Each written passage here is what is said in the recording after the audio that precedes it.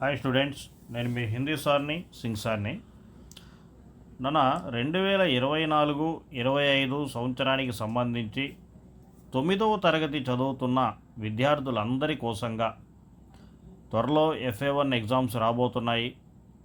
FA1 ఎగ్జామ్స్కి హిందీ సబ్జెక్టులో ఈ 9వ తరగతిలో అంటే బుక్స్ కూడా లాస్ట్ ఇయరే మారడం కూడా జరిగింది. CBSEకి సంబంధించిన సిలబస్ ప్రశ్నలు కూడా చాలా ఎక్కువే ఉంటాయి ఒక్కొక్క పాఠానికి. మరి ఈ FA1 ఎగ్జామ్కి సిలబస్ ఏంటి, ఏ ప్రశ్నల్ని చదవాలి, ఏ ప్రశ్నలు చదివి ఎక్కువ స్కోర్ని మనం సాధించవచ్చు అని చెప్పి ఏ ప్రశ్నలు చదవాలి అని సతమతమవుతున్న ప్రతి విద్యార్థి కోసం కొన్ని ముఖ్యమైన ప్రశ్నల్ని నేను ఇక్కడ సెలెక్ట్ చేసి పెట్టడం జరిగింది. అసలు సిలబస్ ఏంటి అనే విషయానికి వస్తే FA1 ఎగ్జామ్కి పోయిటరీ నుంచి పద్ అనే పాఠము, ప్రోజ్ నుంచి దుఃఖ్ కా అధికార్ అనే పాఠము, నాన్ డీటెయిల్ నుంచి గిల్లు అనే పాఠము మనకి హిందీ ఎగ్జామ్ FA1 సిలబస్లో ఇవ్వడం జరిగింది. మరి ఒక్కొక్క పాఠానికి సంబంధించి ముఖ్యమైన ప్రశ్నలు ఏంటి అనేది ఇప్పుడు తెలుసుకుందాం. దుఃఖ్ కా అధికార్ అనే పాఠంలో 4 ప్రశ్నల్ని ముఖ్యమైన ప్రశ్నలుగా భావించి నేను ఇక్కడ ఇవ్వడం జరిగింది. మొదటి ప్రశ్న, मनुष्य के जीवन में पोशाक का क्या महत्व है. రెండవ ప్రశ్న, पोशाक हमारे लिए कब बंधन और अड़चन बन जाता है. మూడవ ప్రశ్న, लड़के को बचाने के लिए बुढ़िया माँ ने क्या क्या उपाय किए. నాలుగవ ప్రశ్న, लेखक ने बुढ़िया के దుఃఖ కా అందాజా కైసే లగాయా. ఈ 4 ప్రశ్నలను దుఃఖ కా అధికార్ అనే పాఠంలో ముఖ్యమైన ప్రశ్నలుగా భావించి ఇవ్వడం జరిగింది. నెక్స్ట్ లెసన్ పద్.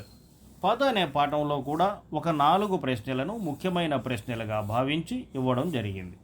మొదటి ప్రశ్న, పహలే పద్ మే భగవాన్ और भक्त की जिन जिन चीज़ों से तुलना की गई है उनका उल्लेख कीजिए.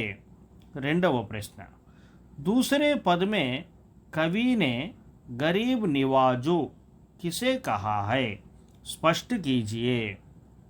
మూడవ ప్రశ్న, रैदास ने अपने स्वामी को किन किन नामों से पुकारा है. నాలుగవ ప్రశ్న, रैदास के पदों का केंद्रीय भाव अपने शब्दों में लिखिए. ఈ 4 ప్రశ్నలను పద్ అనే పాఠంలో ముఖ్యమైన ప్రశ్నలుగా భావించి ఇక్కడ ఇవ్వడం జరిగింది. నెక్స్ట్ లెసన్ నాన్ డీటెయిల్ నుంచి గిల్లు అనే పాఠం. గిల్లు లెసన్లో 4 ప్రశ్నల్ని ముఖ్యమైన ప్రశ్నలుగా భావించి ఇక్కడ ఇవ్వడం జరిగింది.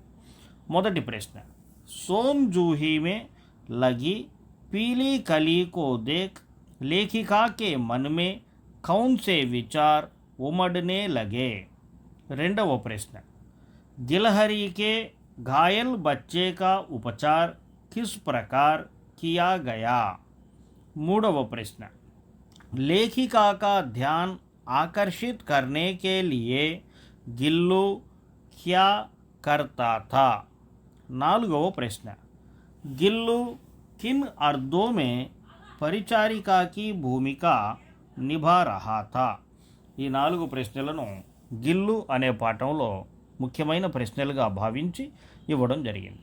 ఇది నాన్న FA1 ఎగ్జామ్కి సంబంధించి సిలబస్ దుఃఖ కా అధికార్, పద్, గిల్లు ఈ 3 లెసన్స్. ఈ 3 లెసన్స్కి సంబంధించి ప్రతి పాఠానికి కూడా 4 ప్రశ్నలను ముఖ్యమైన ప్రశ్నలుగా భావించి ఇవ్వడం జరిగింది. మొదటగా మీరందరూ కూడా ఈ 4 ప్రశ్నలను తప్పనిసరిగా బాగా చదివి నేర్చుకోండి. దీని తర్వాత మీకు వచ్చిన ప్రతి ప్రశ్నను ఒకసారి బాగా చూసుకోండి. అయితే పరీక్ష రాసేటప్పుడు మాత్రం స్పెల్లింగ్స్ అన్నీ సరిగా చూసుకున్న తర్వాత పరీక్ష రాసేటప్పుడు మాత్రం మొదట సైడ్ హెడ్డింగ్ రాయండి.